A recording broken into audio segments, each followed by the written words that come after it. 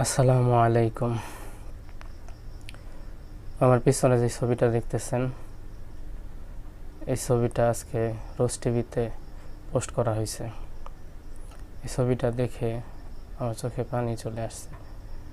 এই ছবিটার পেছনের যেই কাহিনী, সেটা হচ্ছে যে বাচ্চাটা দেখতেছেন কবরের উপর বসে আছে, সেই বাচ্চাটা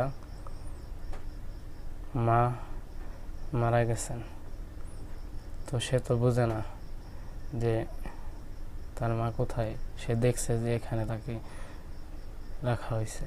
সে ভাবতেছে যে তার মা এখানে শুয়ে আছে, তার মা এখান থেকে উঠে আসবে। এই আশায় সে কবরের আশেপাশে ঘোরাফেরা করে, কবরের উপরে সে বসে থাকে। কত হৃদয় বিদারক একটা ঘটনা।